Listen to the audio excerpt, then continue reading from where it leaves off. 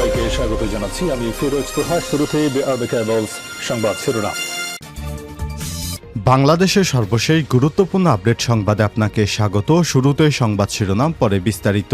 শুরুতেই জানিয়ে দিব, দেশব্যাপী বিক্ষোভ সমাবেশের ডাক দিল হিন্দু বৌদ্ধ খ্রিস্টান ঐক্য পরিষদ। আগামী 21শে সেপ্টেম্বর ঢাকাসহ সারা দেশে সমাবেশ এবং বিক্ষোভ মিছিলের কর্মসূচি ঘোষণা করেছে বাংলাদেশ হিন্দু বৌদ্ধ খ্রিস্টান ঐক্য পরিষদ। জাতিসংঘের তত্ত্বাবধানে দেশে গত 4 আগস্ট থেকে 20 আগস্ট পর্যন্ত সংগঠিত মানবতা বিরোধী সাম্প্রদায়িক সহিংস ঘটনাবলীর সুষ্ঠু এবং নিরপেক্ষ তদন্ত ঐক্য পরিষদের সাধারণ সম্পাদক সহ সংগঠনের অন্যান্য নেতৃত্ববৃন্দের বিরুদ্ধে দায়েরকৃত মিথ্যা মামলা প্রত্যাহার এবং সারা দেশে চলমান সাম্প্রদায়িক সহিংসতার চির অবসান, দোষীদের গ্রেপ্তার এবং শাস্তির দাবিতে এই কর্মসূচি পালিত হবে। এরপর জানিয়ে দিব, বিএনপির 2 গ্রুপের মধ্যে ভয়ানক সংঘর্ষ, গুলিবিদ্ধ সহ আহত 30, নেপথ্যে যে কারণ। এদিকে সব স্থানে সেনাবাহিনীকে ম্যাজিস্ট্রেসি ক্ষমতা দেয়া সঠিক হয়নি বললেন বিএনপির মহাসচিব মির্জা ফখরুল ইসলাম আলমগীর। আর সকালে ঠাকুরগাঁয়ে প্রেস ক্লাবের ছাত্র জনতার আন্দোলনে নিহত পরিবার এবং আহতদের সঙ্গে সাক্ষাৎ এবং আর্থিক সহযোগিতা করার সময় সব কথা বলেন তিনি। এদিকে ঢাবিতে হত্যার ঘটনায় সমন্বয়ক হাসনাত আবদুল্লাহর স্ট্যাটাস। ঢাকা বিশ্ববিদ্যালয় ঢাবি ফজলুল হক মুসলিম হলে চোর সন্দেহে এক ব্যক্তিকে পিটিয়ে হত্যার ঘটনায় প্রতিক্রিয়া জানিয়েছেন বৈষম্য বিরোধী ছাত্র আন্দোলনের অন্যতম সমন্বয়ক মোহাম্মদ আবুল বাকের মজুমদার। আর সামাজিক যোগাযোগ মাধ্যমে ফেসবুক পোস্টে এসব প্রতিক্রিয়া জানান তিনি। এদিকে পুলিশকে মানবিক বাহিনী রূপে ফেরাতে কাজ চলছে বলেন স্বরাষ্ট্র উপদেষ্টা লেফটেন্যান্ট জেনারেল অবসরপ্রাপ্ত জাহাঙ্গীর আলম চৌধুরী। এবং সর্বশেষ জানিয়ে দিব, রপ্তানি বন্ধু তবুও ইলিশ কেন অধিকাংশ ক্রেতার নাগালের বাইরে। বাংলাদেশের রাজনৈতিক প্রেক্ষাপটে আমূল পরিবর্তন আসার পর প্রতিবেশী দেশ ভারতে ইলিশ রপ্তানি না করার সিদ্ধান্ত নেয় অন্তর্বর্তীকালীন সরকার। এরপর সামাজিক যোগাযোগ মাধ্যমে ইলিশের দাম কমার তথ্য দেখে সম্প্রতি বাজারে গিয়ে অনেকেই হতাশ হচ্ছেন। বাংলাদেশের ইজিআই ভৌগোলিক নির্দেশনা পণ্যটি উচ্চ মূল্য নিয়ে ক্ষোভ জানাচ্ছেন অনেকেই। নেট দুনিয়া থেকে বাস্তবে মাছ বাজারে অনেকটাই মাছের দাম বেশি। আগের মতোই এখনও বাড়তি দামে কিনতে হচ্ছে ইলিশ। প্রিয় দর্শক, এতক্ষণ শুনছিলেন সংবাদ শিরোনাম, এবারে বিস্তারিত। তবে তার আগে বন্ধুরা, অনুরোধ থাকবে এই সংবাদটিতে একটি লাইক দিন। এই চ্যানেলে আপনি নতুন হয়ে থাকলে আমাদের সংবাদটি দেখতে দেখতে চ্যানেলটি সাবস্ক্রাইব করে রাখুন, যাতে করে বন্ধুরা আমাদের পরবর্তী লেটেস্ট আপডেট সংবাদগুলো সবার আগে আপনার কাছে পৌঁছে যায়। এবারে বিস্তারিত। দেশব্যাপী বিক্ষোভ সমাবেশের ডাক হিন্দু বৌদ্ধ খ্রিস্টান ঐক্য পরিষদের। আগামী 21শে সেপ্টেম্বর ঢাকাসহ সারা দেশে সমাবেশ এবং বিক্ষোভ মিছিলের কর্মসূচি ঘোষণা করেছে বাংলাদেশ হিন্দু বৌদ্ধ খ্রিস্টান ঐক্য পরিষদ। জাতিসংঘের তত্ত্বাবধানে দেশে গত 4 আগস্ট থেকে 20 আগস্ট পর্যন্ত সংগঠিত মানবতা বিরোধী সাম্প্রদায়িক সহিংস ঘটনাবলী সুষ্ঠু এবং নিরপেক্ষ তদন্ত ঐক্য পরিষদের সাধারণ সম্পাদক সহ সংগঠনের অন্যান্য নেতৃত্ববৃন্দের বিরুদ্ধে দায়েরকৃত মিথ্যা মামলা প্রত্যাহার এবং সারা দেশে চলমান সাম্প্রদায়িক সহিংসতার চির অবসান, দোষীদের গ্রেপ্তার এবং শাস্তির দাবিতে এই কর্মসূচি পালিত হবে। বৃহস্পতিবার 19শে সেপ্টেম্বর দুপুরে রাজধানীর সেগুনবাগিচার ঢাকা রিপোর্টার্স ইউনিটিতে এক সংবাদ সম্মেলনে হিন্দু বৌদ্ধ খ্রিস্টান ঐক্য পরিষদের সভাপতি নির্মল রোজারিও এই কর্মসূচি ঘোষণা করেন। সংবাদ সম্মেলনে উপস্থিত ছিলেন হিন্দু বৌদ্ধ খ্রিস্টান ঐক্য পরিষদের সভাপতি ডক্টর নিমচন্দ্র ভৌমিক, ভারপ্রাপ্ত সাধারণ সম্পাদক মনীন্দ্র কুমার নাথ, সভাপতি মণ্ডলীয় সদস্য রঞ্জন সরকার, হিন্দু ভিক্ষু সুনন্দ প্রিয়, সাংগঠনিক সম্পাদক অ্যাডভোকেট দীপঙ্কর ঘোষ প্রমুখ নেতৃত্ববৃন্দ। বিএনপির 2 গ্রুপের সংঘর্ষে গুলিবিদ্ধ সহ আহত 30, নেপথ্যে যে কারণ। নেত্রকোনার কেন্দুয়া উপজেলায় একটি দোকানঘরের জায়গা দখলকে কেন্দ্র করে বিএনপির 2 গ্রুপের মধ্যে সংঘর্ষের ঘটনা ঘটেছে। এতে উভয় পক্ষের 2 জন গুলিবিদ্ধ সহ কমপক্ষে 30 জন আহত হয়েছে। এর মধ্যে কয়েকজনের অবস্থা আশঙ্কাজনক বলে জানা গেছে। বুধবার 18 সেপ্টেম্বর পৌর শহরে বাজারে দুর্ঘটনা ঘটে। এ ঘটনায় আহতরা কেন্দুয়া উপজেলা স্বাস্থ্য কমপ্লেক্স ছাড়াও নেত্রকোনা আধুনিক সদর হাসপাতাল ও ময়মনসিংহ মেডিকেল কলেজ হাসপাতালে চিকিৎসা নিচ্ছেন। আহতদের মধ্যে 5 জনকে ময়মনসিংহে পাঠানো হয়েছে। তারা হলেন শাওন 33, রফিকুল 40, বাবু 21, রফিকুল ইসলাম 59, রনি 22। এদের মধ্যে রফিকুল ইসলাম ও রনি গুলিবিদ্ধ হয়েছেন।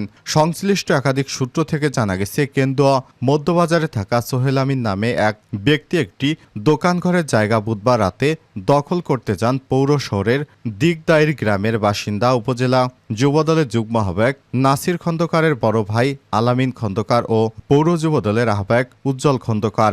একই সময় সোহেল আমিনের পক্ষ নিয়ে ওই দোকানে যান নেত্রকোনা জেলা বিএনপির সদস্য সচিব রফিকুল ইসলাম হিলালির ভগ্নিপতি, উপজেলা বিএনপির সভাপতি জয়নুল ভূঁইয়ার বড় ভাই এবং উপজেলা ছাত্রদলের সভাপতি সাইফুল ভূঁইয়ার বাবা, উপজেলার চকভাট্টা গ্রামের বাসিন্দা বিএনপি নেতা জসিমউদ্দিন ভূঁইয়া। এক পর্যায়ে দুই পক্ষের সংঘর্ষে জড়িয়ে পড়ে। খবর পেয়ে যুবদল নেতা নাসিরউদ্দিন খন্দকারের পক্ষে পৌরসভার দিগদাইর গ্রামের লোকজন এবং বিএনপি নেতা জসিমউদ্দিন ভূঁইয়ার পক্ষে উপজেলার চিরাংচর ইউনিয়নের চকভাট্টা গ্রামের লোকজন রক্তক্ষয়ী এই সংঘর্ষে জড়িয়ে পড়ে। এতে অন্তত উভয় পক্ষে 30 জন আহত হয়েছেন।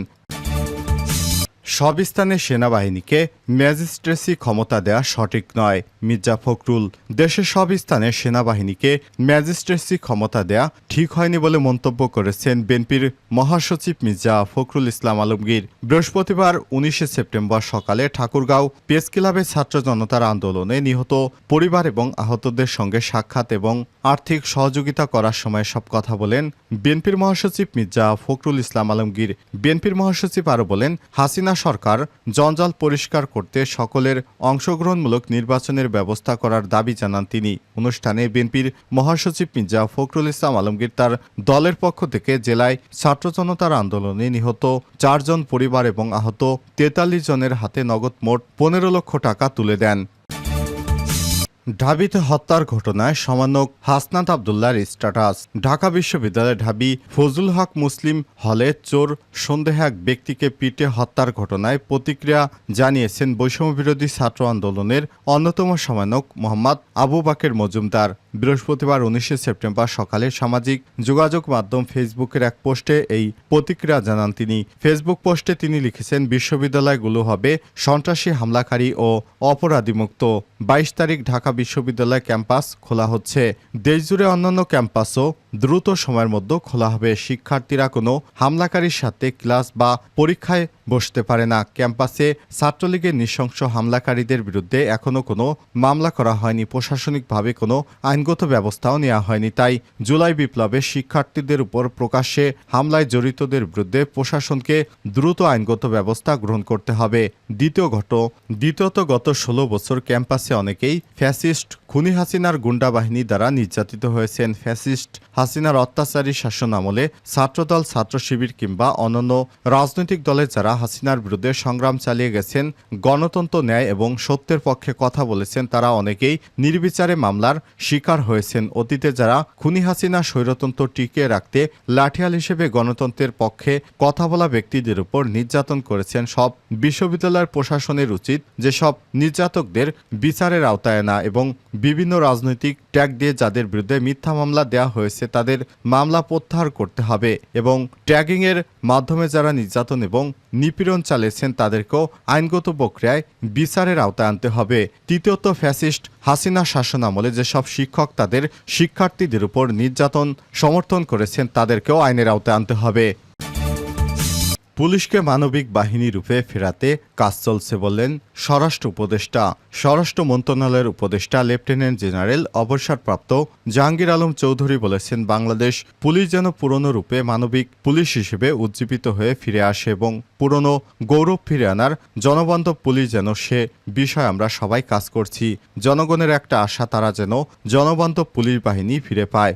বৃহস্পতিবার 19 সেপ্টেম্বর ডিএমপির সদর দপ্তরে পুলিশের ঊর্ধ্বতন কর্মকর্তাদের সঙ্গে বৈঠক শেষে সাংবাদিকদের এসব কথা বলেন তিনি বলেন, জনবান্ধব পুলিশ যেন বাস্তবে হয়, এটা যেন কোনো কাগজ কলমে না থাকে তা নিয়ে আলোচনা চলছে।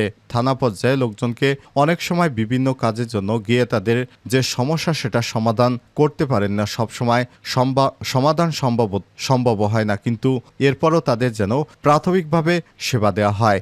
ঢাকা মহানগর পুলিশকে উজ্জীবিত করার পাশাপাশি রাজধানীর ট্রাফিক ও চাঁদাবাজি সমস্যা সমাধানে বিএমপিকে নির্দেশনা দেওয়া হয়েছে জানিয়ে তিনি বলেন, ট্রাফিককে যে একটা সমস্যা হচ্ছে, সে ট্রাফিকটা কিভাবে উন্নয়ন করা যায় সেটা নিয়ে আলোচনা করা হয়েছে। চাঁদাবাজি কিভাবে বন্ধ করা যায় এ সম্বন্ধে কথা হয়েছে।